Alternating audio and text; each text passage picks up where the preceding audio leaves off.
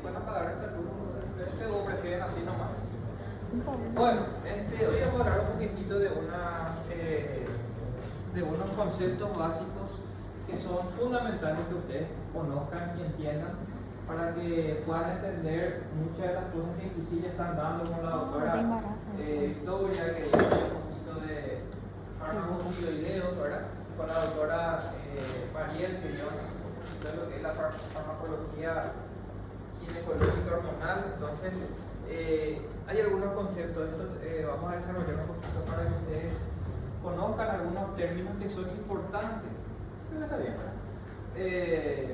Así que esto es una clase bien teórica, pero necesito por favor que ustedes me detengan si es que hay algo que no están entendiendo y entonces para explicar mejor, ¿sí? De repente ustedes puede ser que con esta misma clase ustedes ya comprendan estos conceptos y bueno, se tengan que evitar estar leyendo todo, bueno, tal vez no, bueno, eso va a depender, digamos, de qué tan adecuado está, ¿verdad? Vamos a hablar de 4 temas, lo que es una reacción adversa medicamentosa, vamos a hablar de las interacciones medicamentosas, vamos a mencionar un poquitito en qué consiste la investigación en farmacología y mencionar un poquitito también la cuestión del fármaco y el embarazo. Estas son cuestiones bien cortitas, así, estos sí van a ser conceptos que de repente lo tienen que manejar, ¿verdad? Y cuando hablamos de reacción adversa medicamentosa, reacciones adversas a fármacos, ¿verdad? ¿Qué se le viene en mente? No es muy difícil, ¿verdad? Pero ¿qué se le viene en mente?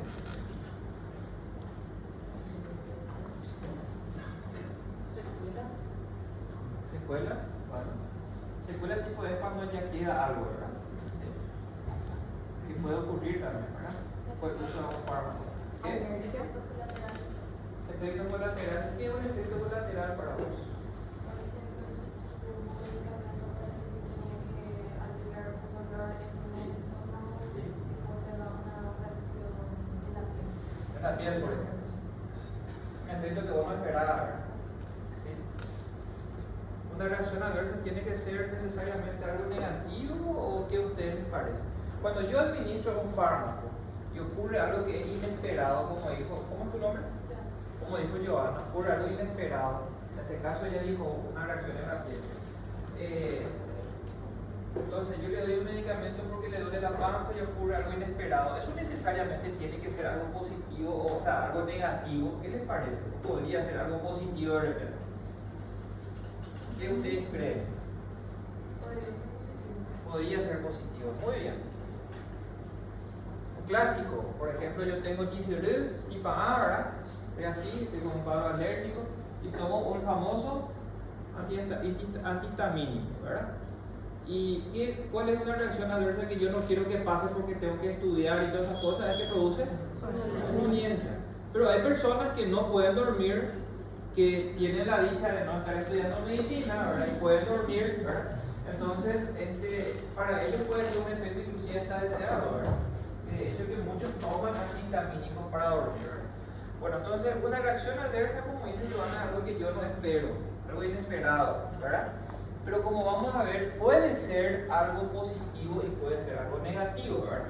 Pero lo que más tenemos que saber nosotros es obviamente lo que tenemos que manejar nosotros como médicos son esos aspectos negativos. ¿Está bien? En primer lugar.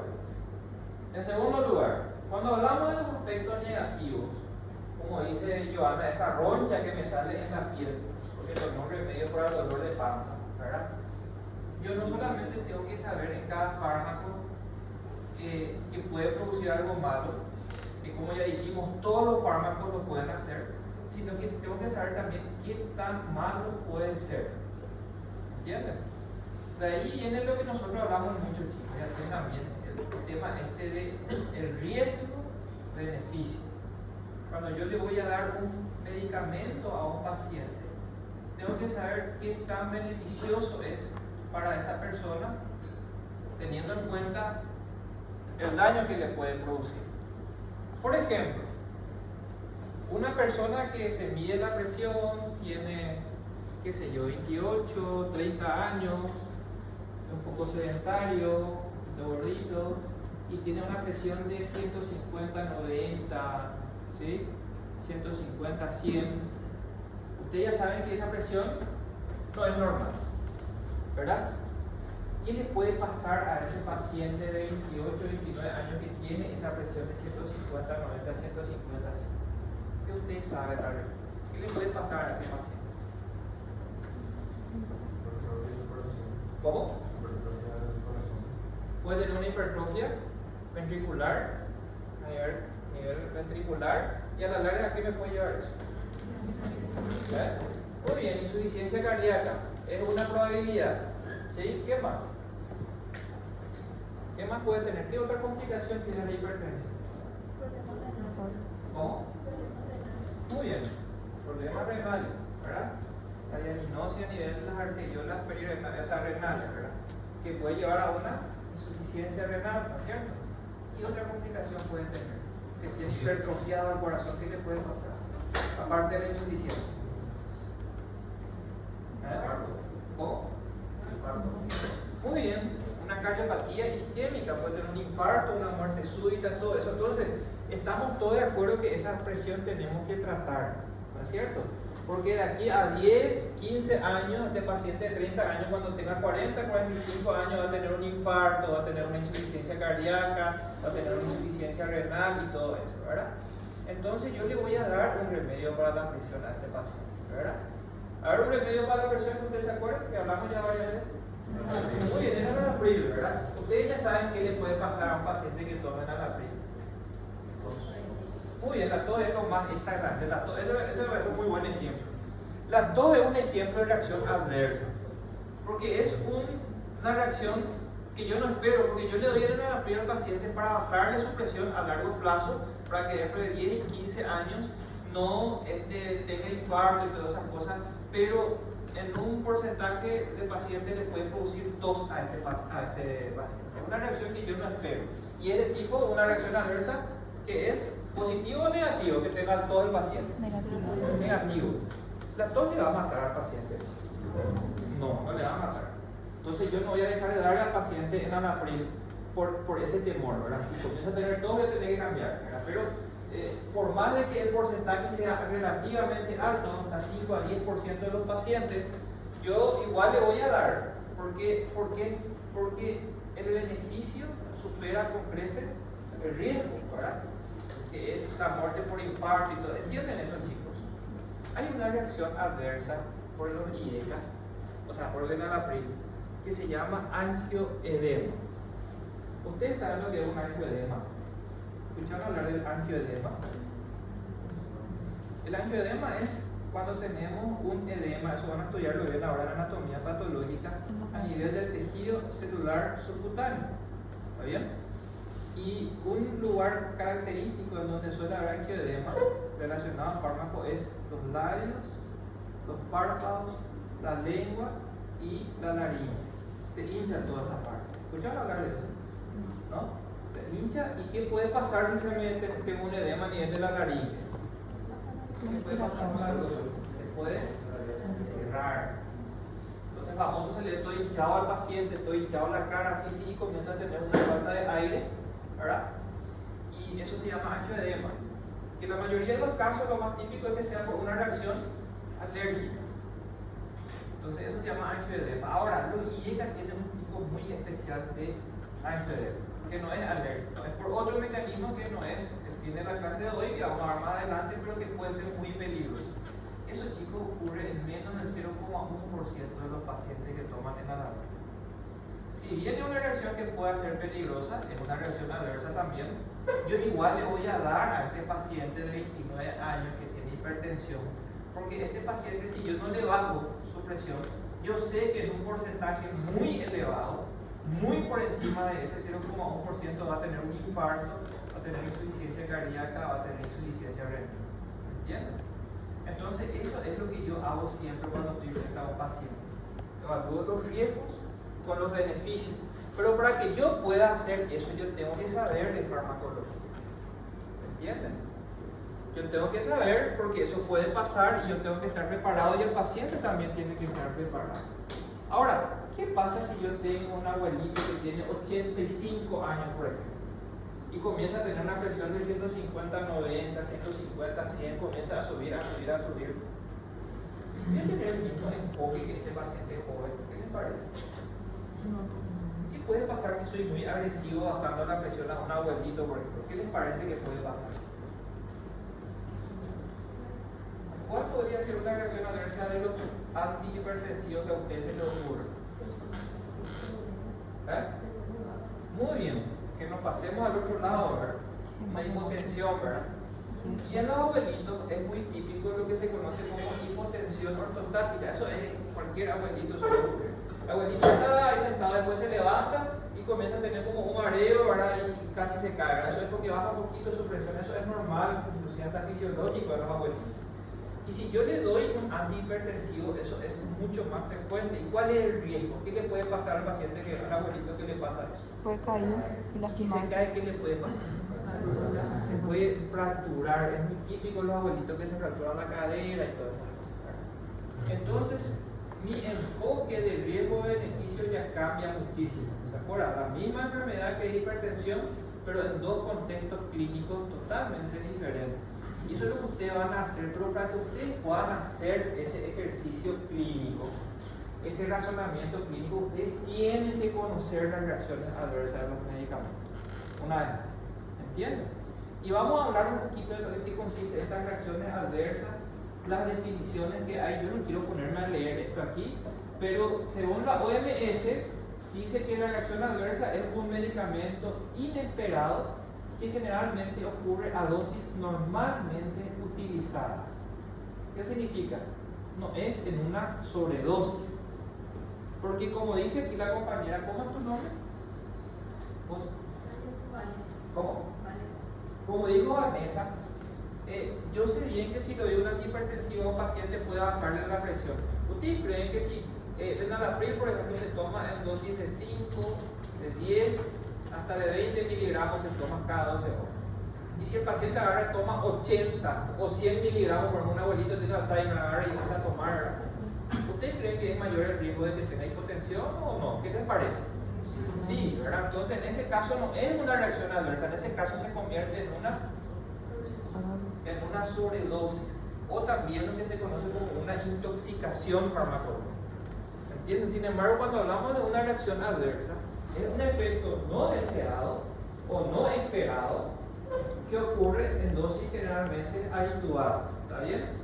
En fármacos que se utiliza para profilaxis, para diagnóstico, cualquier cosa que le metamos al paciente. ¿Está bien? Ya sea un contraste, sea un medicamento, sea un remedio para evitar una enfermedad como las vacunas, etc. ¿Estamos? Entonces, eso es una reacción adversa a medicamentos. Y un efecto colateral es una reacción cuya reacción también resulta, como dice acá, indeseable en el curso de la aplicación, y que el efecto forma parte de la propia acción farmacológica. O sea que es un efecto que muchas veces aparece y que yo sé que el paciente va a tener en algún momento, como el caso que yo les dije de los antihistamínicos. ¿Entienden? Es un efecto colateral.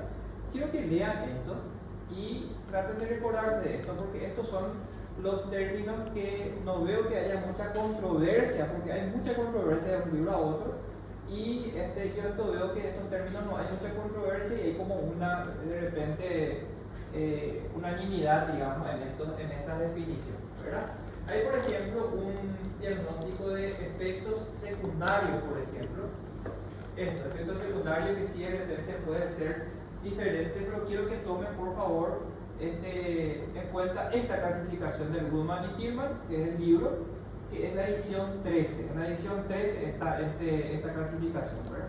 Entonces, me parece que es muy didáctico, que me parece que es muy fácil de entender, me parece que es muy ilustrativo. Cuando yo le doy el enalapril al paciente, o por ejemplo, viene un paciente que tiene ticidrid y está estornudando, yo lo que quiero es que deje de tener ticidrid y estornudar. Pero sé que ese Analert, ¿verdad?, entre comillas, antihistamínico, me puede producir, por ejemplo, somnolencia. Y como dice acá, son efectos que no son, digamos, no le van a matar al paciente, ¿verdad? ¿Alguna vez ustedes escucharon que una persona se murió porque tiene somnolencia porque tomó Analert? Pero ¿puede pasar o no? ¿Qué les parece? ¿Cómo puede pasar? ¿Sabes cómo puede pasar?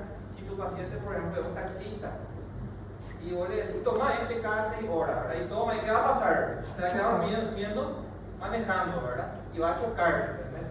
Por eso es que si bien el efecto en sí puede no ser deleterio o no puede ser dañino, ¿verdad? Hay que tener en cuenta ese elemento. ¿Entienden? Entonces, no le vayan a decir a un paciente que va a viajar a Asunción a las 4 de la mañana, tomar Alert esta noche, ¿verdad? Que es un antihistamínico de tipo 1, ¿verdad? Se llama clorfeniramina la droga, y bueno, va a tener sueño todo el camino. ¿Entienden? Es como darle alcohol. ¿Está bien? Es un neurodepresor. Entonces, ese es un efecto indeseable, no dañino, no le va a matar el efecto en sí, pero no es deseable. Sin embargo, los antihistamínicos sí pueden producir, como vamos a ver más adelante, lo que se llama un síndrome colinérgico, que eso sí puede ser, inclusive puede producir convulsiones, puede producir parada respiratoria y todas esas cosas. Ese sí es un efecto deleterio, lo que pone en riesgo la vida del paciente. Entonces es una clasificación, ¿está bien? Bueno, entonces efecto deseable es lo que yo quiero, que mi paciente no tenga más ICD, ¿verdad? Los efectos secundarios son aquellos efectos que no ponen en riesgo la vida del paciente, como la somnolencia. Ahora, los efectos tóxicos o deleterios son aquellos que sí pueden poner en riesgo la vida del paciente. Por ejemplo, un shock anafiláctico. ¿Escucharon hablar del shock anafiláctico? ¿Quién sabe lo que es el shock anafiláctico? Muy bien, es una reacción alérgica. ¿El paciente puede morir o no? Sí. ¿Qué se suele hacer? ¿Qué suelen ver ustedes en las películas? Muy bien, se administra adrenalina, ¿sí? Usted, un paciente que tiene un shock anafiláctico, adrenalina intramuscular rapidito, ¿verdad? Y le puede salvar la vida al paciente, ¿verdad? Lo mismo que la angioedema, ¿está bien? Entonces, es una reacción adversa cuando la dosis es normal. Ahora, si es una sobredosis, es una intoxicación. Entonces ya tenemos ya una dosis supraterapéutica, o sea, una sobredosis. ¿Se entiende esto, chicos? ¿Sí? Bueno, te van a repasar, porque yo les puedo sacar, por ejemplo, una situación clínica, yo les puedo preguntar en el examen, por ejemplo, a qué tipo de reacción corresponde, por ejemplo. ¿Entienden? Eso es lo que yo de repente podemos hacer. Bueno, en cuanto a estas reacciones que son dañinas, existen mecanismos. Y eso explica muy bien el libro, ¿verdad? Ese efecto deleterio puede ser por una unión, este ya es un efecto farmacodinámico, ¿verdad? En el sitio de acción farmacológica. Por ejemplo, los hipotensores, los antihipertensivos. Entonces actúan por su mismo, farmacodinámicamente hablando. ¿Se acuerdan lo que es farmacodinámica? El efecto de reacción, ¿se acuerdan? Unión a receptores, en donde se desencadena respuesta. ¿Se acuerdan más o menos, verdad? Entonces, si el medicamento, el enalapril, ¿qué es lo que produce? Fisiológicamente, baja la presión. Y cuando baja, cuando de repente tenemos una respuesta muy exagerada, puede producir una hipotensión. Eso es un efecto deleterio. Es una reacción adversa porque es a dosis terapéutica, ¿está bien? Y es en el sitio de unión del fármaco. ¿Se entiende eso, verdad? Ahora, podemos tener un efecto fuera del sitio de unión del fármaco, y ese, por ejemplo, el ejemplo de la clorfeniramina del Analer. Porque la clorfeniramina es un antihistamínico de tipo H1, como vamos a ver más adelante. Y los antihistamínicos, ¿qué es lo que hacen? Ustedes ya vieron ya eso probablemente en anatomía patológica. Disminuye la liberación de histamina. ¿Y qué es lo que hace la histamina? Produce vasodilatación, ¿verdad? Produce el prurito, toda esa congestión o la roncha cuando tenemos una urticaria, todo eso es efecto de la histamina. Entonces, ¿qué es lo que hacemos? Le damos un antihistamínico, ¿está bien? ¿Y en dónde actúan? Y actúan a nivel de las células cebadas y todas esas cosas para disminuir el efecto de la histamina. Y ese es el efecto del fármaco. Pero se sabe que los antihistamínicos de tipo H1 también se unen a unos receptores que se llaman muscarínicos. ¿Han escuchado algo en fisiología? ¿Sí? Donde actúa la acetilcolina y todas esas cosas. ¿Se acuerdan más o menos? Bueno, eso es un poquito de fisiología, ¿verdad? Y al unirse a esos receptores muscarínicos, ahí es donde puede producir somnolencia. Entonces, es un efecto, pero no es en el sitio de acción farmacológica, no es en los receptores antihistamínicos de la célula cebada, sino que es en receptores muscarínicos del sistema nervioso central. Por eso es que producen somnolencia. Entonces, es un efecto, pero fuera del sitio de acción primaria. ¿Se entiende eso, chicos? ¿Sí? Bueno, tenemos por activación biológica, por biotransformación, o sea, el medicamento pasa. ¿Se acuerdan ustedes del metabolismo tipo 1, tipo 2, fase 1, fase de oxidación o conjugación? Y al pasar por ese proceso se activa y al activarse se convierte en sustancias tóxicas. Y ese es el típico caso del paracetamol. Cuando uno toma paracetamol ese que todos ustedes toman, ¿verdad? El 90% tiene un metabolismo de tipo 2, o sea, se conjuga con una sustancia glucurónica y sulfato, ¿verdad? Se conjuga, ¿se acuerdan? Se adhiere y esa sustancia, ese metabolismo de tipo 2, producen dos metabolitos que son totalmente inertes, que son hidrosolubles. ¿Y para qué entonces para qué hacemos esto? Para eliminar el paracetamol, ¿entienden? 90% son sustancias totalmente no tóxicas, atóxicas, hidrosolubles y que se pueden eliminar. Ese es por un metabolismo tipo 2. Pero por un metabolismo tipo 1, que depende del citocromo P450, ¿se acuerdan de eso?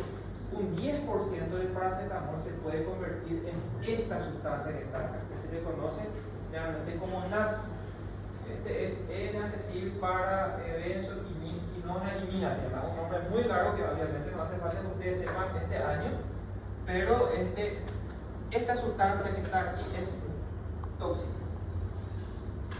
Y esto es lo que produce. ¿Cuál es el problema del paracetamol cuando uno toma mucho, por ejemplo? Muy bien, y esto produce oxidación a nivel del hígado y es lo que produce la hepatotoxicidad. ¿Entiendes?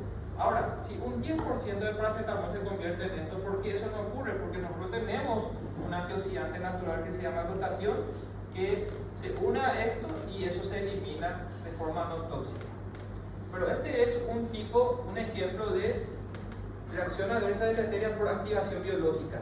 En el hígado el paracetamol se convierte en esta sustancia por un metabolismo tipo 1. ¿Se entiende, chicos? Bien.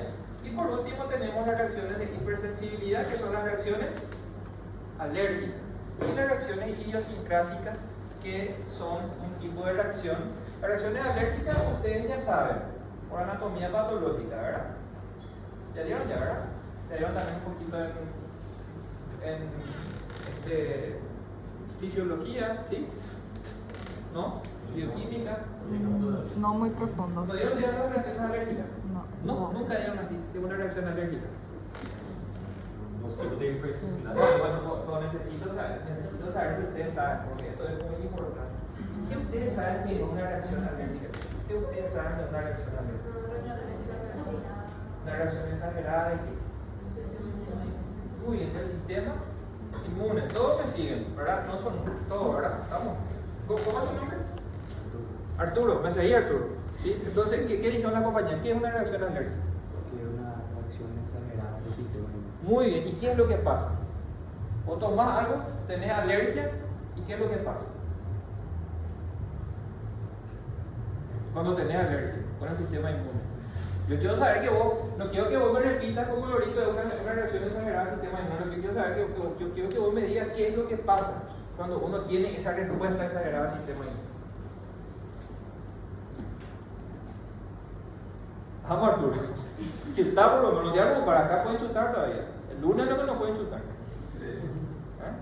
¿Qué pasa, chicos, cuando tenemos una reacción exagerada al sistema inmune?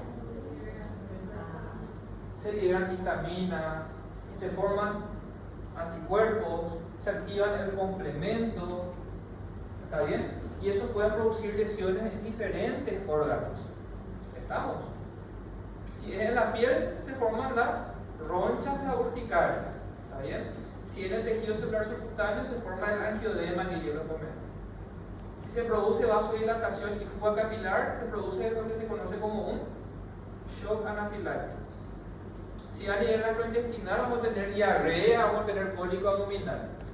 Todo eso son reacciones de alergia ¿Y por qué se llama por hipersensibilidad? La primera condición es activación del sistema inmune. ¿Y cuál es la segunda condición? Que tiene que haber previamente una sensibilización. ¿Está bien? Y eso tiene que ver con que nuestro cuerpo, chicos, nuestro sistema inmune, nuestros linfocitos T, nuestros linfocitos B, todos están en armonía con el ambiente. Porque ustedes en todo momento están en contacto con xenobióticos. Cuando están respirando, cuando están comiendo algo, cuando están tomando un medicamento, lo que sea, eso entra en el cuerpo. Y si no es una bacteria, si no es un virus, el sistema inmune, ¿cómo se queda? Se queda tranquilito, ¿no es cierto? Sin embargo, si entra un virus, una bacteria que puede ser un problema para el sistema, para nuestro cuerpo, se activa el sistema inmune. Por eso tenemos neumonía, tenemos gripe, tenemos infecciones urinarias, porque el sistema inmune está tratando de evitar que las bacterias produzcan daño, ¿verdad? Y que haya una sepsis. ¿Se entiende eso, chicos? Eso es lo normal. Ahora, que yo tome un paracetamol y por tomar paracetamol me da toda una roncha, eso no tiene sentido. No es algo normal. Porque ahí el sistema inmune no me está defendiendo de nada, me está haciendo daño. ¿Se entiende eso, chicos? ¿Y por qué se llama reacción de hipersensibilidad? Se llama hipersensibilidad porque es una alteración del sistema inmune en donde vos le exponés un antígeno que no debería de producir una reacción y el cuerpo se sensibiliza, el sistema inmune se sensibiliza y reacciona contra ese antígeno. Por ejemplo, contra el paracetamol. ¿Entienden? Y entonces, ¿qué pasa? Yo tomo otra vez paracetamol después de sensibilizarme, entonces hago lo que dijo Arturo, ¿verdad? Hago una reacción inmunológica muy grande, o sea, exagerada. ¿Entienden? ¿Y cómo se manifiesta eso con todo lo que ya dije? Eso es una reacción de hipersensibilidad. ¿Se entiende? Bueno, ¿escucharon hablar de esto con relación a los fármacos? Sí, ¿verdad? Famoso, yo soy alérgico, ¿verdad? O famoso, que yo soy alérgico al frío o al cambio de clima. Ese es un clásico, ¿verdad? Del cheto, ¿verdad? Famoso que se va con el congreso y eso, no soy alérgico al cambio de clima. Digo, no. Pero la alergia al frío es una condición que se sabe que cuando pones a temperatura fría, tu cuerpo puede reaccionar y liberar histamina y todas esas cosas. Bueno, todo eso son un tipo de reacciones de esta, ¿verdad? Sí. Donde dice el efecto fuera del sitio de examen no realizado. Sí. Ese también se lo puede considerar que es la biofase o va a ser solamente ¿Qué la qué? ¿La vía qué? biofase. No, porque la biofase es esto. La biofase es esto. Esto es tu biofase, en donde está actuando tu fármaco para producir el efecto farmacológico que vos buscas. Bajar la presión de tu paciente, por ejemplo. ¿Entendés? En este caso, la biofase del antihistamínico es las células se van para evitar que se liberen histamina. Ese es tu biofase. Sin embargo, los receptores muscarínicos están en el cerebro, en otro lugar. ¿Entendés? No es donde vos buscas el efecto del fármaco. Es una buena pregunta. ¿Está bien? ¿Se entiende eso ahora? Sí.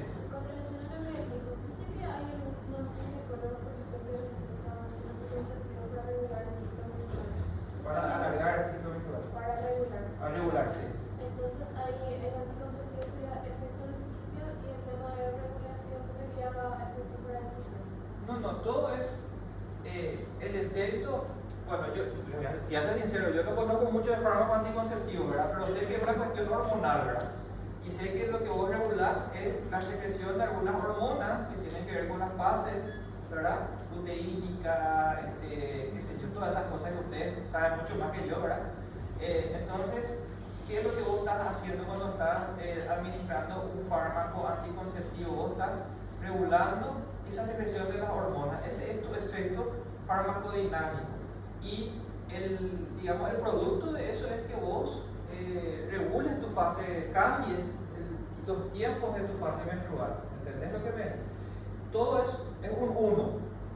¿Entendés? No es que uno es uno y el otro, sino que la consecuencia de ese efecto hormonal de, por ejemplo, aumentar la fase luteínica o la fase folicular, qué sé yo, y cambia tu tiempo de menstruación, por ejemplo, ahora querés acortar, por ejemplo, en vez de menstruar por 7, 8 días, que es algo patológico, o menstruar por 3 o 4 días, que es lo que vos querés. Entonces, ese es el efecto, la consecuencia del cambio hormonal que vos estás produciendo. Todo eso es farmacodinámico. ¿Está bien?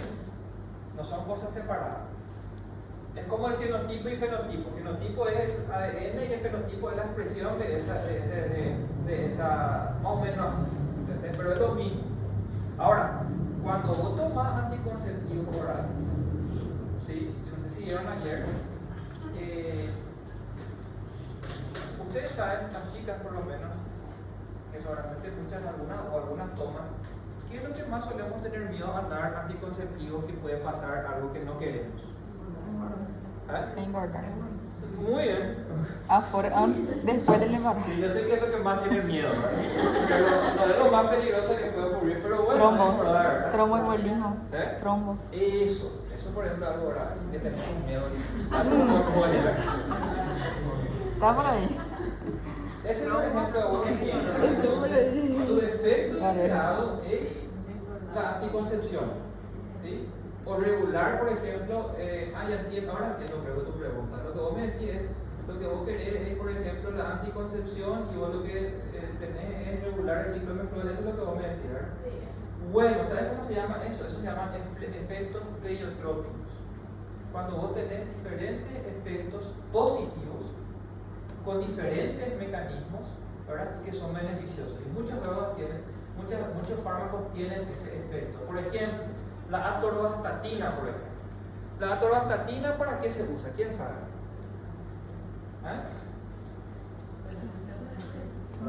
Seguro que tienen alguna abuela, alguna tía, o alguien que toma atorvastatina.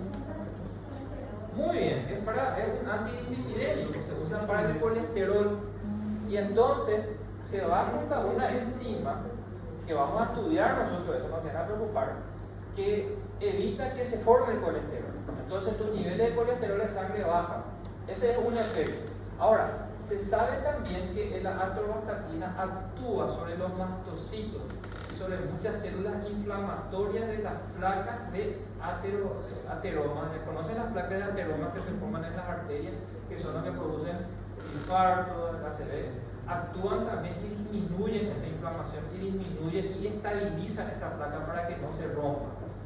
Son efectos totalmente diferentes, ambos son positivos, eso se llama efecto pleiotrópico, ¿entiendes? Entonces, no sé si eso es lo que vos me estabas preguntando. Sí, sí. Bueno, ahora entendí tu pregunta. Periotrópico. Y bueno, entonces, ¿Cómo es el nombre? pleiotrópico. Vamos a hablar de eso también, no se van a preocupar. Bueno, pero como que preguntó la compañera nomás, entonces esos son efectos deseados así, que tienen diferentes mecanismos, una misma droga y bueno, bienvenido, ¿verdad? En el caso del anticonceptivo y el estado de hipercoagulabilidad que produce con el riesgo de trombosis venosa profunda, es un tipo de efecto fuera del sitio de acción. Porque vos lo que haces es la anticoncepción, el cambio hormonal, pero tenés un efecto que aumenta la coagulabilidad sanguínea y eso puede producir trombosis venosa profunda, por ejemplo. Y eso ya sería reacción adversa entonces, ¿verdad? Porque pone en riesgo la vida, la salud. ¿Cómo? Y eso ya sería una reacción adversa. Es una Porque reacción pone adversa riesgo. muy temida, porque a dosis habituales puede ocurrir, ¿sí? Tenemos mucho miedo, porque ¿qué puede pasar cuando tenemos trombo en las venas profundas? ¿Qué puede pasar? Eso se puede desprender y ¿a dónde se va? Al pulmón, y se conoce esa enfermedad que ustedes van a dar este año, embolia pulmonar, una enfermedad muy grave, ¿verdad?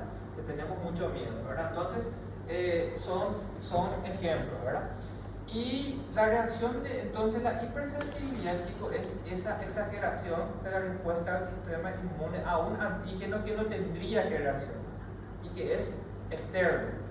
¿Escucharon hablar de alguna enfermedad que produce lo mismo pero con antígenos internos del propio cuerpo? Lupus. Autoinmunes.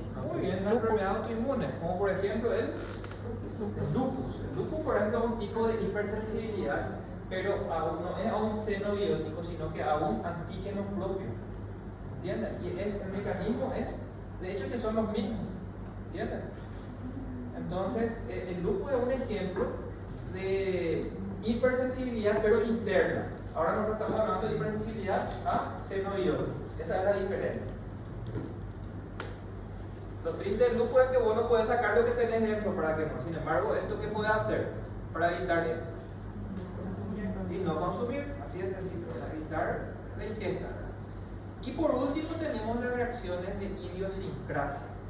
¿Qué es una reacción de idiosincrasia? Una reacción de idiosincrasia, chicos, es, al igual que las reacciones adversas en general, es una reacción totalmente inesperada, ¿verdad? En donde, que no tiene que ver, por ejemplo, en el caso de los hipotensores, vos sabés que si le das un hipotensor tenés un riesgo de que el paciente tenga una hipotensión como un efecto adverso. O si vos le das, por ejemplo, una insulina al paciente que tiene diabetes, ¿qué le puede pasar como reacción adversa? ¿Qué puede tener? Puede tener hipoglicemia, y vos sabés eso, y tiene sentido, y tiene que ver con su efecto farmacodinámico. Una reacción idiosincrasia es una reacción totalmente inesperada, ¿sí? En donde tenemos una respuesta totalmente inesperada que no depende de la dosis. Esa es la gran diferencia con estas reacciones, con estas tres que están acá. Porque si vos le das una insulina y el paciente se está administrando 20 unidades por día y vos de repente le das 100 unidades, te va a hacer hipoglicemia, ¿no es cierto? Lo mismo el antihistamínico que actúa fuera del sitio, si vos tomás 3 o 4 Analer vas a tener más sueño que si tomás uno, ¿verdad? Y lo mismo el paracetamol, cuanto más paracetamol tomás, más vas a intoxicarte, ¿verdad? Ahora, las reacciones de hipersensibilidad a la alergia dependen o no de la dosis. Ustedes saben. El que es alérgico a la dipirona va a tener alergia solamente si tiene una sobredosis. No, la reacción alérgica no depende de la dosis. La de idiosincrasia es como una reacción de tipo farmacodinámica que no depende de la dosis. Eso sería una definición más fácil de una reacción de idiosincrasia. ¿Qué significa eso? Que el paciente que no depende de la dosis y que no está mediado por el sistema inmune. Esa es la diferencia con la hipersensibilidad.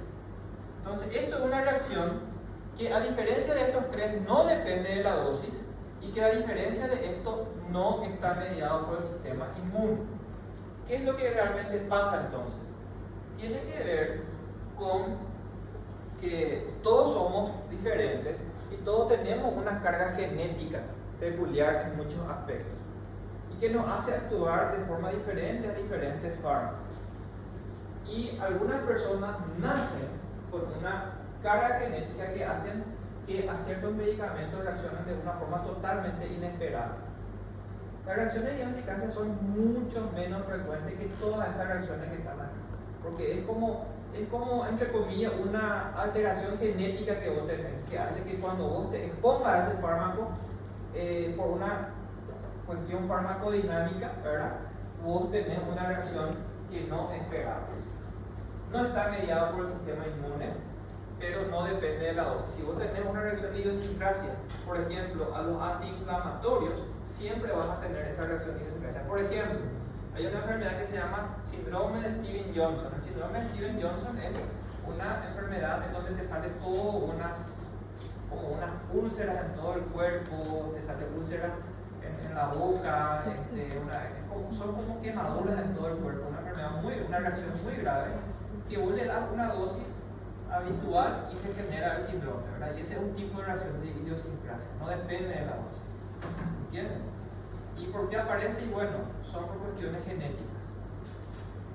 Lean un poquitito de esto, esto de repente puede ser un poquito confuso, ¿verdad?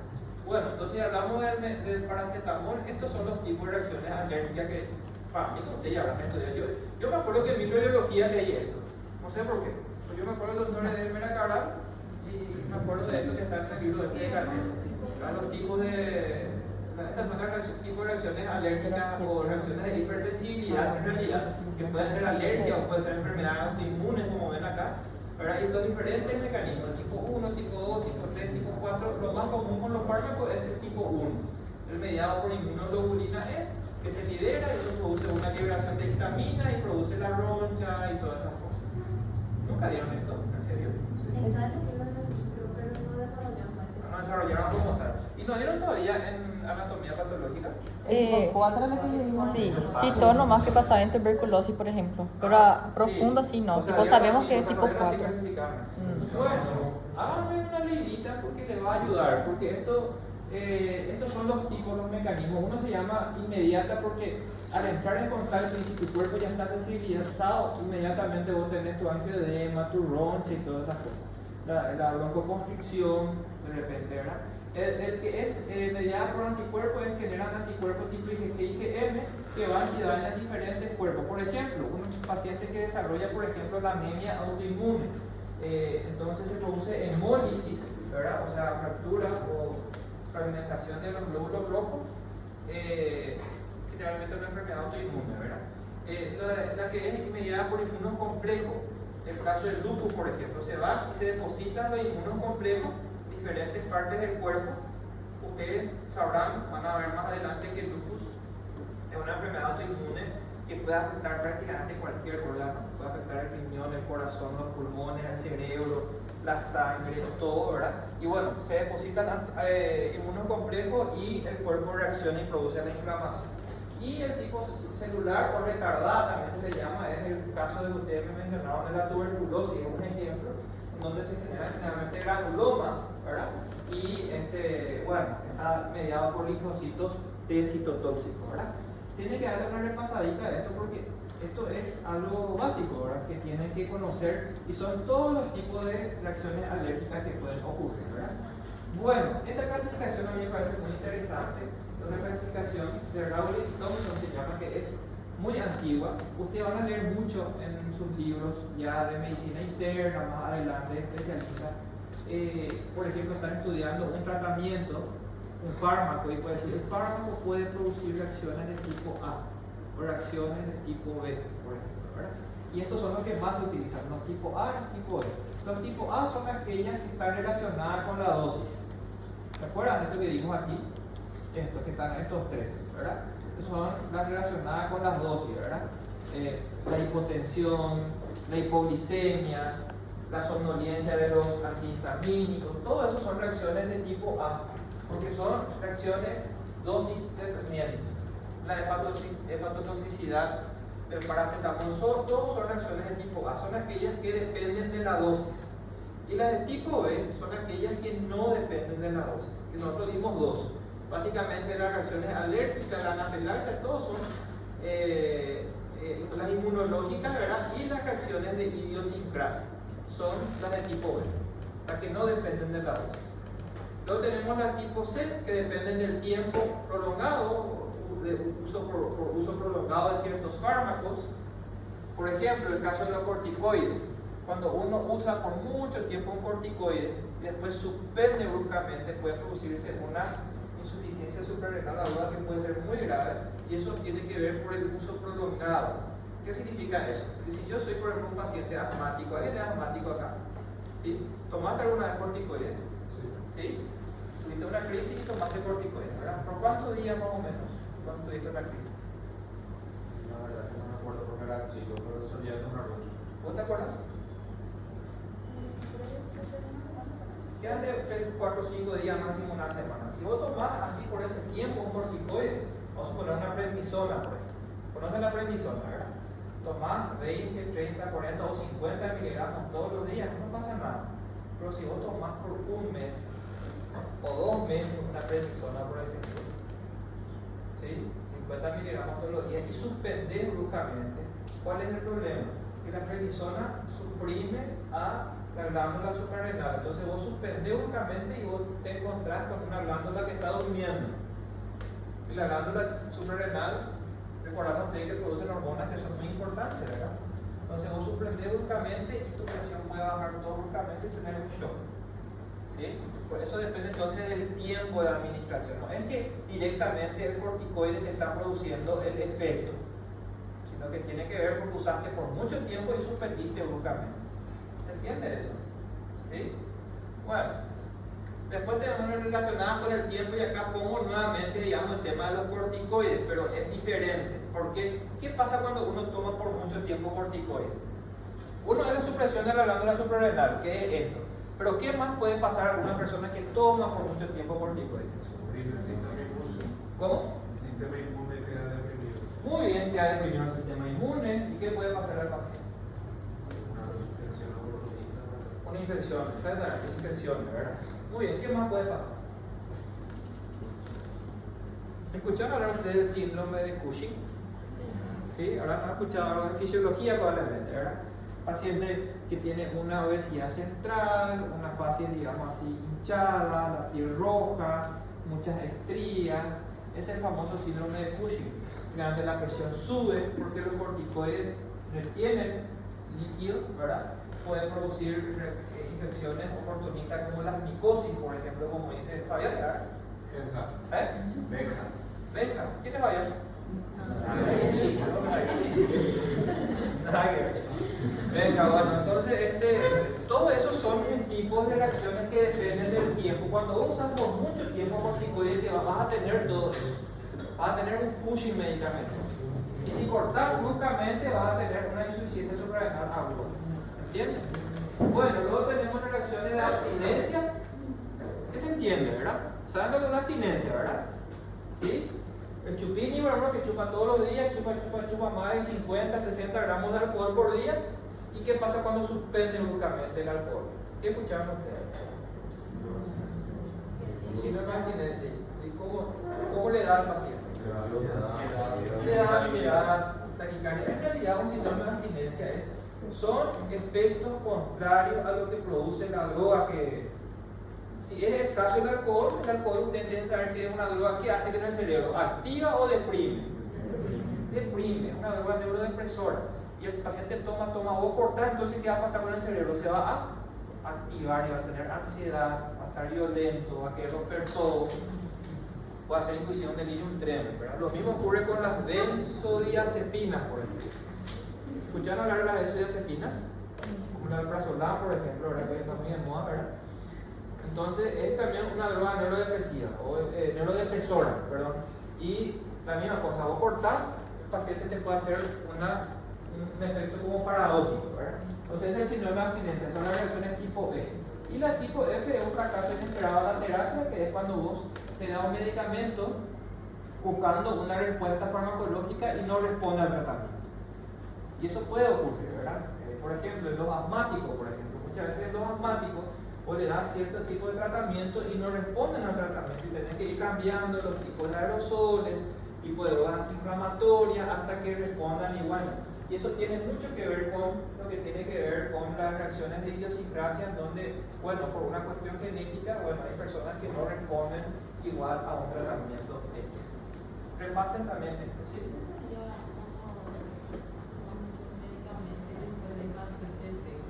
No, eso es otra cosa. Eso va más con esto. Eso se llama tolerancia. Y ocurre, por ejemplo, con los antihistamínicos. Si vos tomas por mucho tiempo, después ocurre también con las benzodiazepinas, ocurre también con el alcohol, donde vos necesitas cada vez tomar más para tener el mismo efecto, ¿verdad? Se llama tolerancia, depende del tiempo, ¿está bien? De tiempo de uso de la droga. Bueno, esto es así de entrada, vos le das medicamento y no funciona. De entrada no funciona, ¿verdad? Y acá les doy algunos ejemplos que ustedes todavía de repente, bueno, les va a contar de un poquitito, ¿verdad? Bueno, entonces estos son los tipos de reacciones adversas y es la bibliografía, o sea, es los términos con que se utiliza, digamos, desde el punto de vista bibliográfico. 3:30 la clase, ¿verdad? 6:15. Muy bien.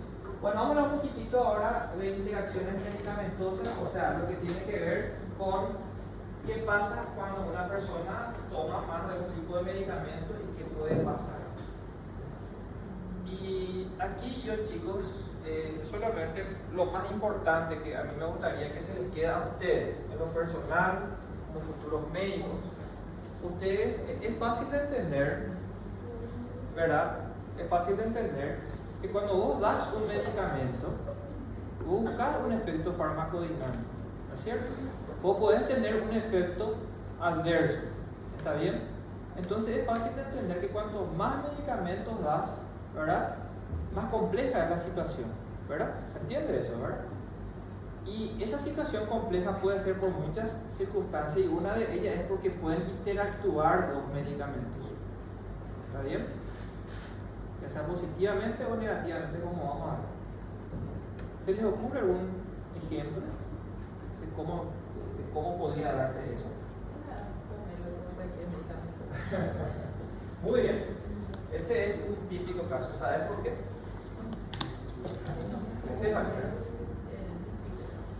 ¿Saben por qué? Sí, podría ser, pero no es por eso. ¿Saben por qué el pomelo reacciona con muchos fármacos? ¿Ah? Eso es por lo cítrico que dijo ella. Puede ser, ¿verdad? De repente, ¿con qué, por ejemplo, va a interactuar por ser ácido el pomelo, por ser un cítrico? Bueno, con los antiácidos, muy bien, pero el antiácido vas a usar después de tomar pomelo, ¿verdad? Ayer la profe explicó que la rifampicina cuando pueden interactuar. ¿Les dijo el mecanismo o no lleva nada? Bueno, es una posibilidad. Dijo también que el anticonceptivo oral con la tirsepatía y eso no Puede interactuar. Bien, caso interesante, ¿verdad? Bueno, pero no me están respondiendo lo del pomelo, chicos. No, pero si es por la acidez, ¿cuál otra fruta van a producir también? La naranja, la mandarina, el limón y todo eso. ¿Por qué no se puede tomar a favor de tomar antibiótico?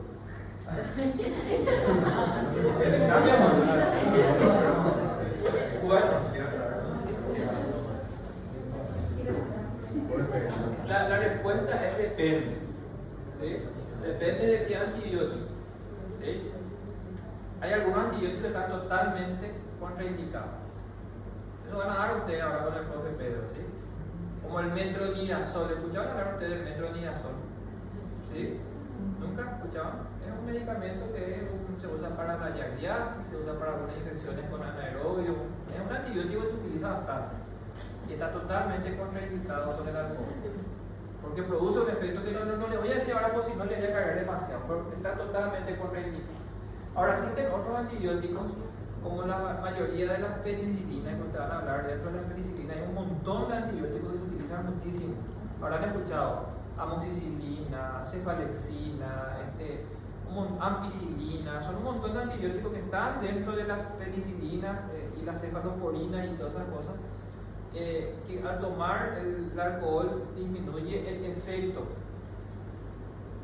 habitual del antibiótico. O sea, disminuye la eficacia del antibiótico y eso tiene que ver con el metabolismo, ¿verdad? Y es lo que ocurre con el pomelo. ¿El pomelo qué hace? El pomelo induce al citocromo P450. ¿Entienden? Entonces, al inducir al citocromo P450, ¿qué dijimos que hace el citocromo? Vamos a ver quién se acuerda. ¿Qué hace el citocromo P450? Es lo que nosotros dimos hasta ahora. ¿De qué se encarga? Del metabolismo. ¿Qué tipo de metabolismo digo? Casi, o el palo, tipo, bueno, dos opciones más lo tener. Tipo, El tipo 1 es el que es cuando se le agrega algo, ¿verdad? Y se conjuga, ¿se acuerdan? sí. Y tenemos ahí la glucuronización y todas las cosas. El tipo 2 es cuando existe una oxidación, una reducción y todas las cosas. El citocromo P450 se encarga de ese tipo de efectos, ¿verdad? Son el famoso metabolismo tipo 2, ¿está bien? Entonces, si vos, por ejemplo, inducís mucho el citocromo P450 y vos tenés ¿qué es lo que estás haciendo? Estás haciendo que esto suba, ¿verdad? Y al subir esto, entonces, o aumentar los niveles, entonces el paracetamol en un paciente donde está inducido esto, el alcohol, por ejemplo, el alcohol induce mucho esta enzima. Y al inducir esta enzima, entonces, más fácilmente vos te podés intoxicar con el paracetamol porque en vez de que esto sea 90%, vos vas a estirar hacia acá este porcentaje, ¿entendés? Porque vos tenés más de lo habitual en el cuerpo del citocromo P450. ¿Entienden? Eso ocurre con el alcohol, con la rifampicina, ocurre con muchas drogas que tienen mucha interacción. ¿Entienden eso, chicos? Entonces, volviendo otra vez a esto, ¿verdad? Entonces es fácil de imaginar, salimos con el alcohol, con el pomelo y todas esas cosas, ¿verdad? Pero es más o menos eso, ¿sí?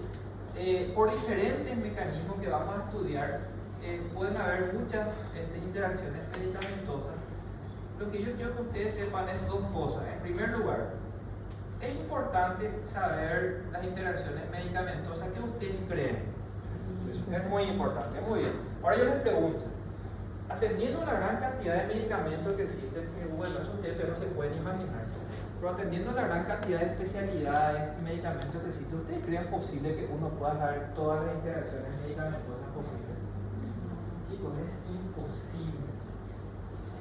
Entonces, interacción medicamentosa, más que saber las interacciones, yo puedo hasta no saber que el metronidazol no puedo dar con alcohol, porque que yo no estudié en la facultad, hice test, pasé por test, ¿verdad? Entonces, yo nunca estudié que el metronidazol al tomar con alcohol le puede dejar totalmente loquito al paciente, ¿verdad? Pero ¿qué pasa? Yo soy ginecólogo, por ejemplo, ¿verdad? Y le vas a dar metronidazol porque tiene una inflamación a nivel urovaginal en tu paciente, ¿sí? Tiene una, qué sé yo, una tricomoniasis, por ejemplo, y vos le vas a dar metronidazol a tu paciente, ¿sí? Y tu paciente dice, ¿sabes qué? Esta noche es el 15 de mi prima, quiero tomar alcohol. ¿Puede tomar, doctor? Y vos no estudiaste eso en farma. Vos no sabés qué puede pasar si eso hasta puede ocurrir, y de hecho que va a pasar eso habitualmente, porque esto no es metronidazol y alcohol, bueno, tendrías que saber, pero puede ser que vos no sepas qué pasa si el paciente está tomando, por ejemplo, leflunomida, una droga así que se utiliza para el lupus, cosas muy de especialidad, ¿sí? Muy de reumatólogo, y vos sos, por ejemplo, un clínico y viene el paciente y tiene dolor de garganta y vos le vas a dar ibuprofeno. El ibuprofeno y la leflunomida tiene interacción y vos podés no saber, y eso es algo que te puede pasar día a día en el consultorio estando en la especialidad que esté. Entonces, el tema de interacciones medicamentosas, como ustedes me dijeron, es muy importante, pero es imposible conocerlas todas. Entonces, ¿cuál es la solución a esto? Es la actitud que vos tenés como médico y como persona de hacer algo tan sencillo. Yo no sé, yo sinceramente, chicos, no sé cómo hacía hace 30, 40 años, en donde no había internet, donde no había celulares, ¿verdad? O como médico tenías que encerrarte en una biblioteca, ¿verdad? Y literalmente te pasas horas y horas leyendo, ¿verdad? Y vos salís al mundo con tu cabecita, ¿verdad? Y lo que vos leíste. Y después ya, ¿verdad? Estás en Facebook con tu paciente, ¿verdad? Y ya no es que espera cómo voy a ver copiativo, ¿verdad? Que hoy en día hacemos mucho, ¿verdad? Yo no sé cómo hacían antes, pero hoy en día es muy sencillo. Existen aplicaciones, le voy a mostrar una, por ejemplo, en donde, por ejemplo se llama iDoctor, no sé si pueden ver más o menos, no sé, ¿verdad? Porque esto tiene aquí. Bueno, es una aplicación en donde vos, a ver, acá dice, comprobar interacciones, lo dice. ¿Sí? Acá dice, acá donde este cuadradito. Dice, comprobar interacciones, dice. ¿Cómo se llama? iDoctor no vas a poder porque tenés que mandar certificado que sos estudiante y todas esas cosas. Ah, para saber. Sí, pero acá dice, comprobar interacciones, no es creíble. Comprobar interacciones. Es un cuadradito en donde te dice comprobar interacciones. Vos entras allí y vamos a suponer que vos estás tratando a tu paciente con enalapril y viene y te dice, doctor, ¿puedo tomar esta droga? Espera un ratito, yo con mucho respeto le puedo decir a tu paciente un ratito, eso no es mi especialidad, voy a averiguar y vos pones la droga y pin, ahí te sale todito. Podés, no podés, las posibilidades, todo. O sea, ese pequeño auto que puede durar segundos, ¿verdad? Con una aplicación, y estas son aplicaciones médicas, son aplicaciones de sociedades científicas, no es una aplicación que uno, inclusive en este caso esta es gratuita, ¿verdad? Y esa actitud muchos no tienen. Entonces uno ya indica nomás ya. Y vos le decías a la señora que te preguntó eso, sí, metele nomás, ¿verdad? Y se va y te hace un efecto altavoz, se llama en el caso de metronidazol con el alcohol, que es una reacción muy desagradable.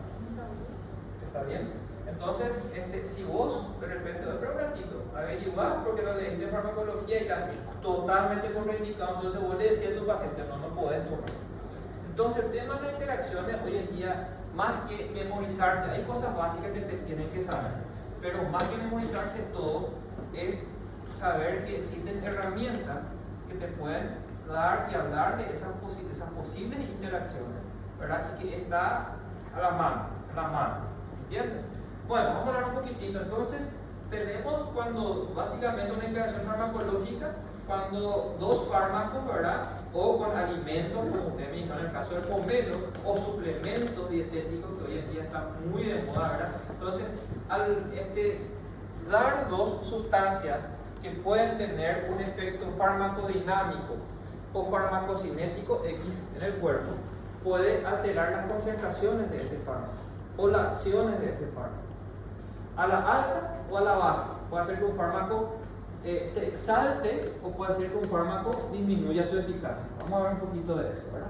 Entonces, tiene que ver con posibilidades de aumentar o disminuir el efecto del fármaco. Podemos tener un efecto, ¿cómo se llama cuando yo voy a favor del efecto del fármaco? Eso es algo de, muy bien, agonismo. Oye, yo puedo tener un efecto agonista al dar dos fármacos y se potencian en su efecto, o puedo tener un efecto antagonista, por ejemplo, ¿verdad? Entonces, o puedo tener un efecto totalmente aparte, por separado, ¿verdad? O puedo tener también una intoxicación. ¿En qué caso? Y en el caso del paracetamol, si el paciente es un chupín, chupa mucho, entonces va a aumentar mucho los niveles del citocromo P450. Y entonces a dosis que de repente para una persona que no chupa todos los días, ¿verdad? No es tóxico el paracetamol, para una persona así ya puede ser una sobredosis. ¿Entienden? Porque está exaltado su citocromo P450. ¿Se entiende eso, verdad?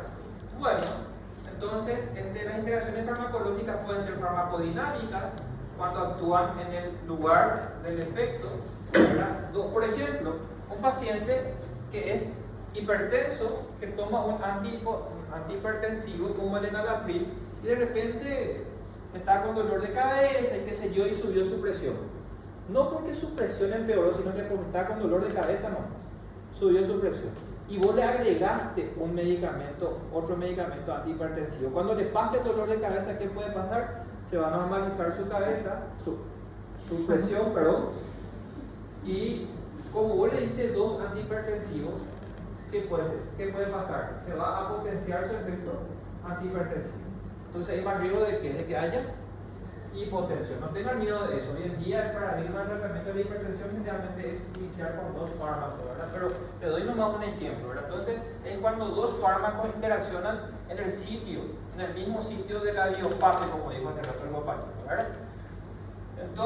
Entonces eso puede ser tanto, puede haber un agonismo en el caso de los dos antihipertensivos o un antagonismo, cuando uno tiene un efecto contrario al otro, ¿verdad?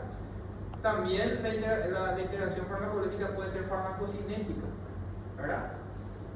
El caso del paracetamol y el pomelo, ¿verdad? O el caso del paracetamol y el alcohol. El alcohol, ¿qué es lo que aumenta? Los niveles de citocromo P450.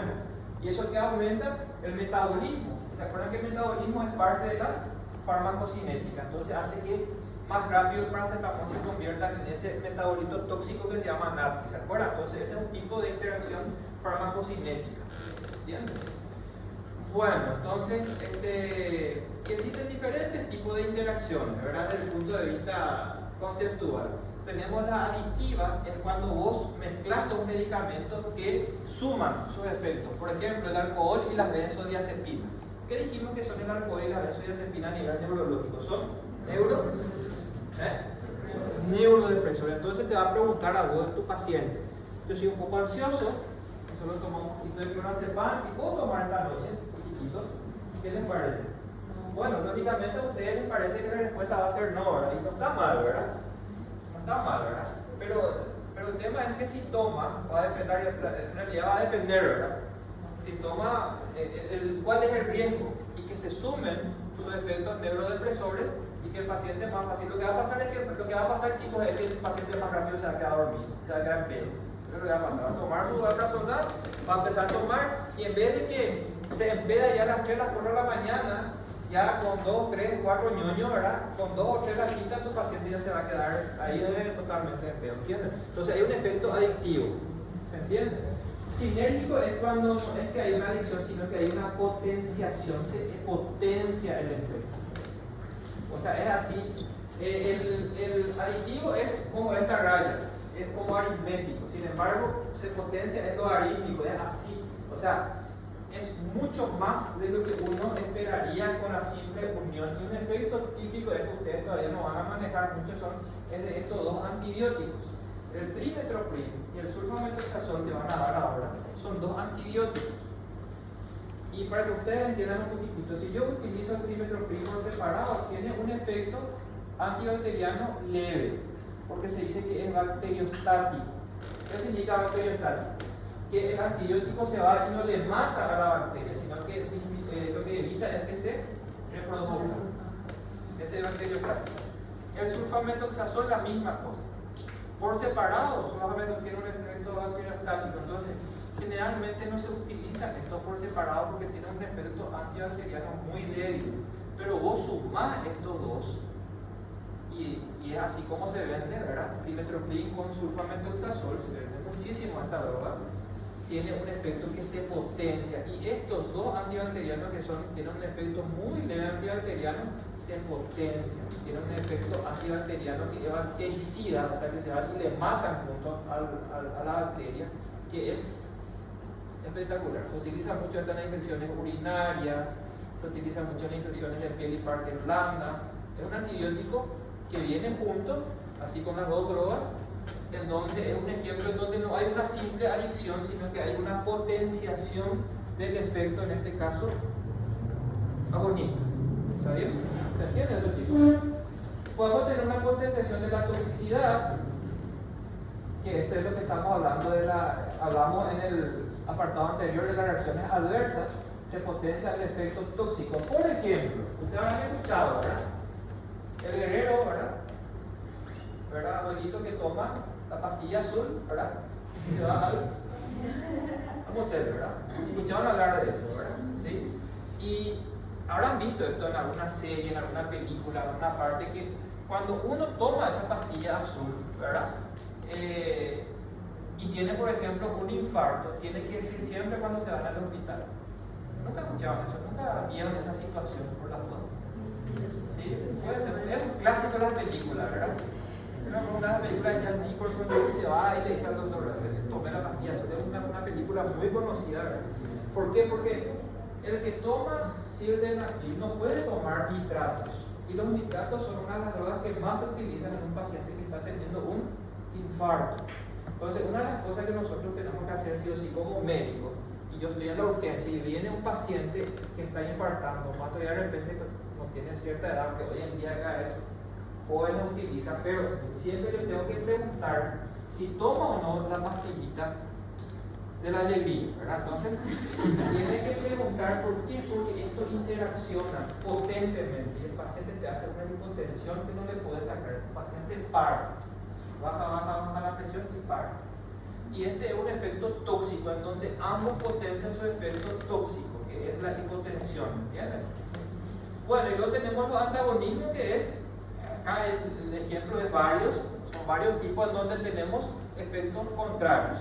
¿Se entiende esto, chicos? ¿Sí? Bien.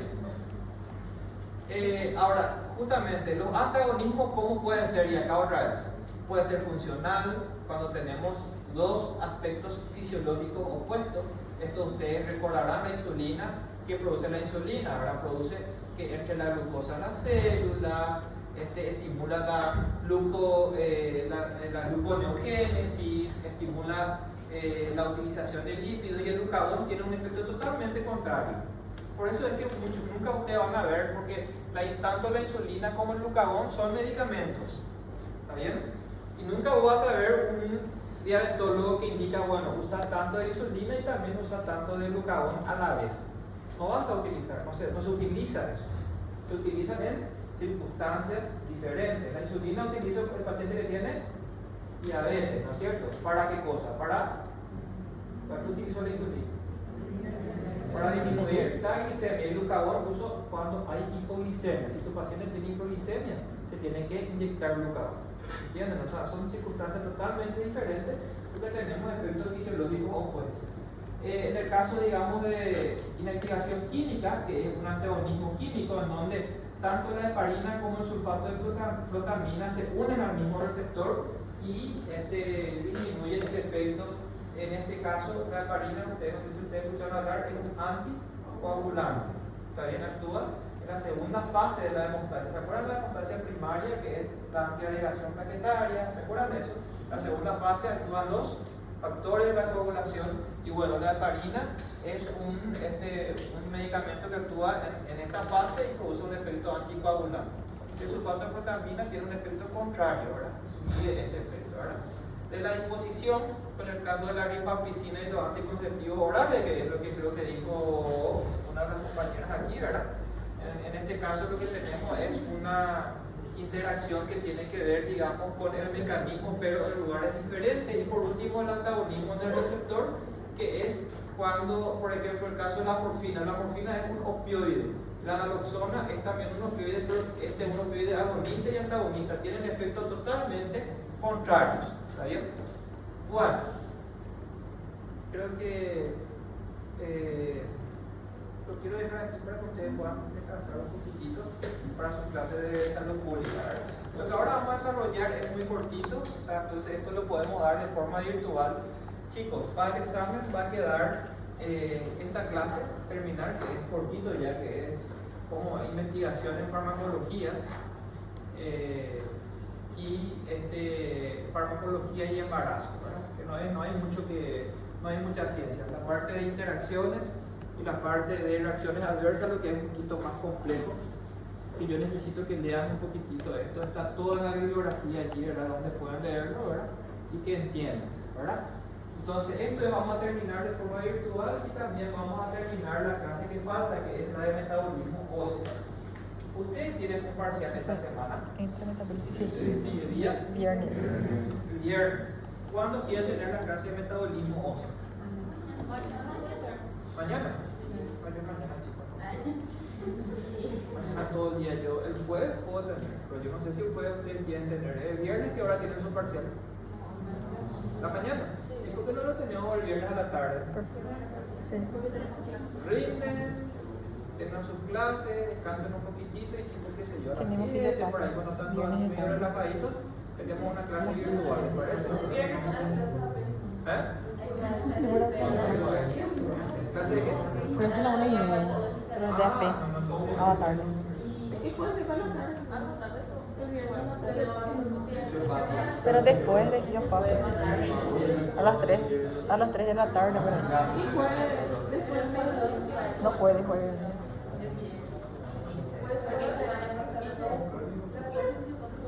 hoy de noche. Hoy de noche, pero van a estar de acuerdo. Hoy a la noche. Están hechos mierda. O mañana no puedo. Sí. Es más, yo tendría ahora si quieren, pero no quiero más hacerle esperar como la otra vez. Bueno, voy a estar hablando con Horacio, voy a estar negociando con él y ustedes le van a decir a Horacio si están o no en condiciones, lo que yo no quiero. Bueno, lo bueno es que la clase, si es virtual, queda grabada, ¿verdad? Y después pueden volver a leerlo y todo, o sea, a ver y todas esas cosas. Voy a mencionarles esto es muy cortito, chicos, ¿sí? Investigación, lo que tienen que saber nomás es de que para que un medicamento, ya hablamos varias veces de esto, para que un medicamento salga, ustedes se imaginarán, a alguien se le ocurre que algo puede funcionar. Por ejemplo, el yaguaretepo, ¿escucharon hablar de yaguaretepo? ¿Quién sabe algo? ¿Conocen? ¿Para qué se usa?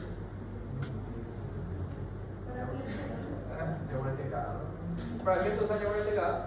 No sé, capaz lo usaba para supresión, pero no sé para qué. Y bueno, yaguareteca es el famoso mojarón, como dice la gente, remedio amargo, ¿verdad? Sí. Y según los abuelitos lo entendido, ahora la materia dicen que son medicamentos, son yuyos que sirven para bajar la presión y todas esas cosas, ¿verdad? Imagínense, a usted no le da curiosidad de si eso funciona o no funciona. ¿Verdad que sí? A mí particularmente me da curiosidad, ¿verdad? Entonces, ahora, ¿cuál es el tema? El tema es que uno puede agarrar yaguaretepo, que ahí, por el yuyo ahí, vos agarrar, machacar y envasar y vender, no puedes hacer eso. Porque no sabemos si funciona o no. Y eso es lo que hace la industria farmacéutica, ¿verdad? O los investigadores, ¿verdad? Agarran algo, tienen una idea, a lo mejor muchas de estas drogas, de estos yuyos, como el yaguareteca, yaguareteco, yaguarumbí, qué sé yo, el culantrillo, ambadú, todas esas cosas, ¿verdad? A lo mejor muchos de estos funcionan. Pero como los investigadores son suizos, son yanquis, son japoneses, bueno, de repente no estamos privando de medicamentos geniales, no sabemos, ¿verdad? ¿Por qué? Porque vos si crees que el Yamorundi funciona, tenés que pasar por una fase muy delicada de estudio para poder sacar al mercado. Y esta fase dura aproximadamente como entre 3, 4, 5 años más o menos. En donde vos primero tenés que hacer un ensayo que se llama preclínico, ¿verdad? En donde vos probás el medicamento en animales, ¿verdad? Entonces, vos descubrís el Yamoretepo y luego vos probás en animales. Son estudios preclínicos en animales para ver si no es cancerígeno, para ver si no produce hepatotoxicidad. Y cuando la pobre cobaya y compañía no murieron, ahí vos vas a comenzar a estudiar en humanos. Y dentro de los humanos, ahí comienzan lo que se conocen los estudios clínicos, que tienen 3 fases: fase 1, fase 2 y fase 3. Fíjense, ¿cuál es la diferencia entre 1, 2 y 3 fases? La cantidad de pacientes con los que vas probando el medicamento. Y vas probando sus efectos positivos y efectos negativos. Algunos medicamentos en la fase 1 ya te das cuenta que son muy tóxicos, suspender y ensayar. Algunos en la fase 1 son tan espectaculares, son tan buenos, que vos te vas saltando esto así vertiginosamente para llegar a lo que se conoce como la fase 4. La fase 4 es la fase de farmacovigilancia. ¿Qué significa? Vos probaste aquí con 40 a 50 más o menos personas, después probaste entre 100 a 500 personas y acá probaste por 4.000 personas más o menos. ¿Está bien? Y no tuviste reacciones muy graves, fue positivo, existe estudiamos ustedes también metodología de la investigación, el doctor Raiz a ustedes les echa mucho por el tema de estudio científico y todas esas cosas, ¿verdad? Y vos ves que hay una correlación positiva, entonces vos vas a patentarla y te van a patentar. La FDA te da la autorización para vender. Y ahí pasa a la fase 4. ¿Qué significa?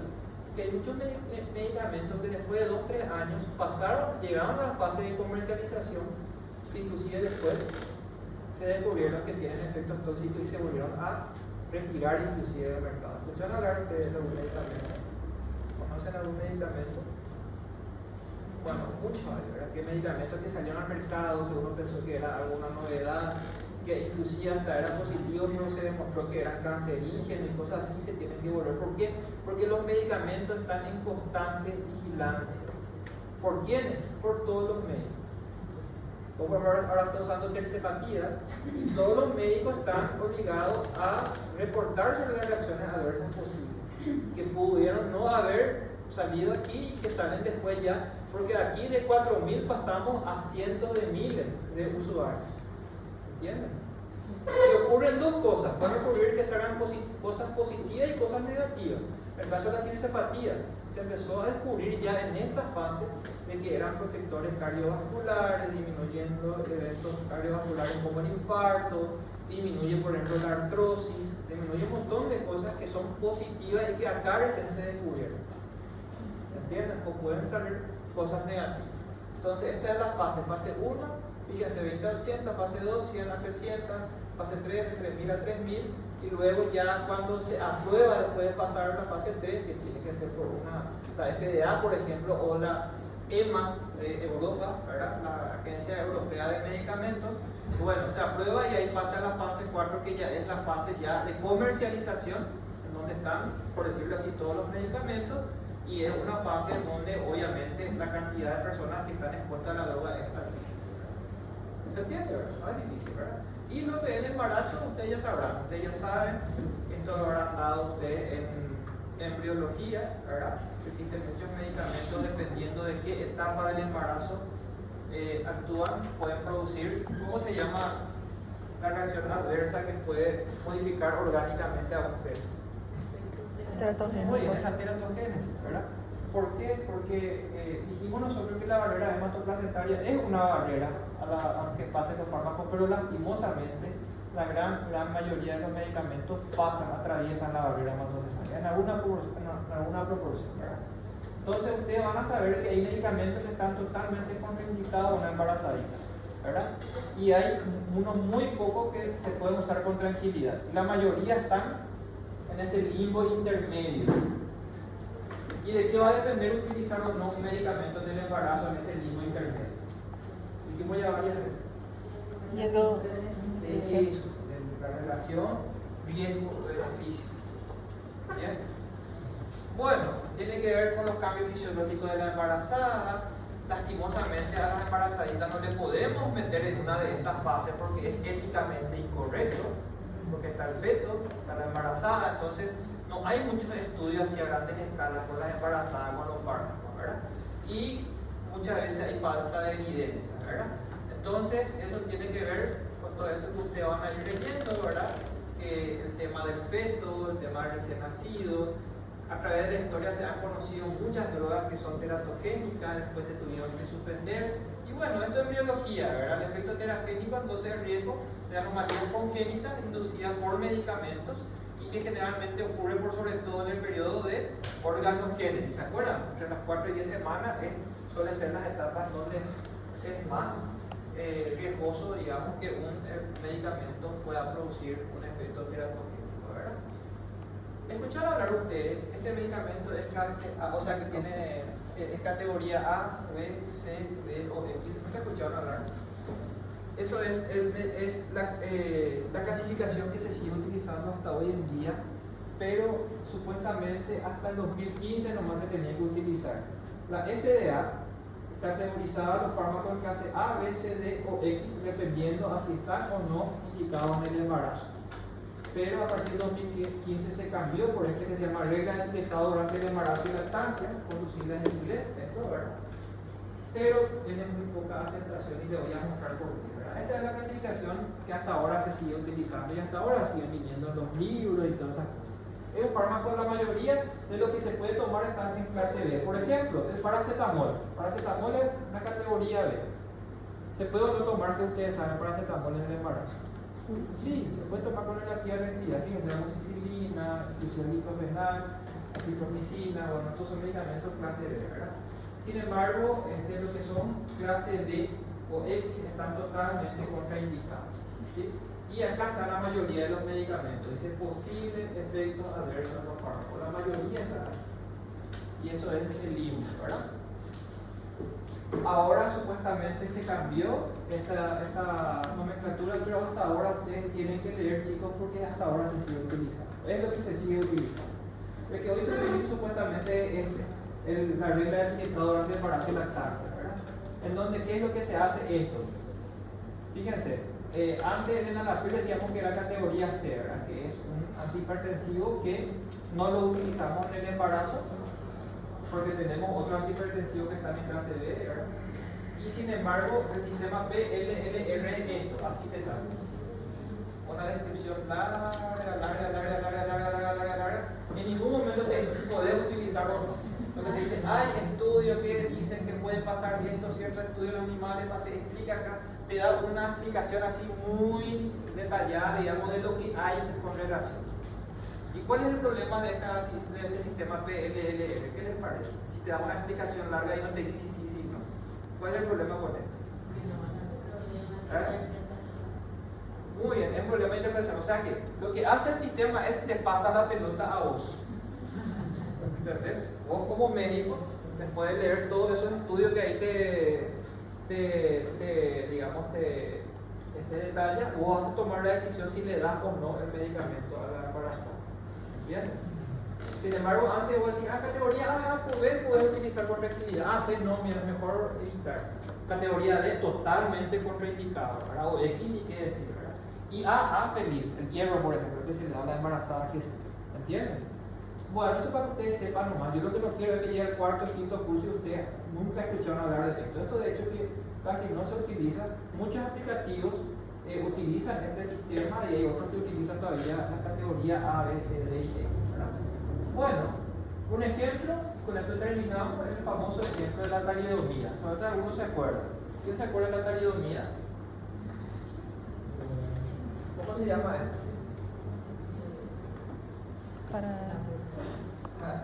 Para náusea. Tefecomeliácea, así se llama. Son fetos que nacen sin miembros, Algunos inclusive tienen así una manito nomás acá, no suele parecer, yo sé que es un chiste medio negro, pero suele parecer así en los memes y eso, ¿verdad? Eso que tienen así una piernita y, ¿verdad? Y eso es fecomeglia, se llama, ¿sí? Y esto es algo que ocurrió. La talidomida es un medicamento que se inventó dirigida a las embarazadas que tenían algo que se llama hiperemesis gravídea. Yo no sé si Ellen es madre aquí, pero ustedes saben que uno de los problemas del embarazo son las náuseas, ¿verdad? Y algunos tienen hiperemesis gravídea, que ven, huelen algo y tienen ganas de, ¿verdad?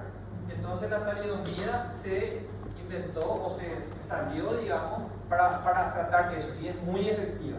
Lastimosamente, este fue el resultado, ¿verdad? Grandes escala hasta hoy en día hay todavía fetos o personas que viven, digamos, con esto, ¿verdad? Porque no produce un trastorno neurológico, el paciente no tiene un trastorno neurológico, nada, sino que el paciente está lúcido, sino que sencillamente no tiene miembros, o parte del miembro no tiene, ¿verdad? Entonces, eso es un ejemplo, digamos, de que hay que tener mucho cuidado a la hora de prescribir fármacos en embarazadas. Y aquí lo mismo que la interacción. Si yo no sé, tengo que averiguar. ¿Entienden? Se averigua con las aplicaciones, con los libros, y bueno, entonces uno puede evitar hacer daño, en este caso al baby, ¿verdad? Bueno.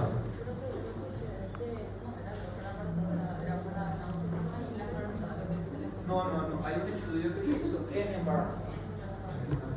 Sí.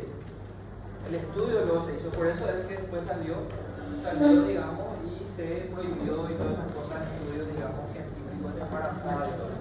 No, no, está bien. Bueno, ella fue la chica de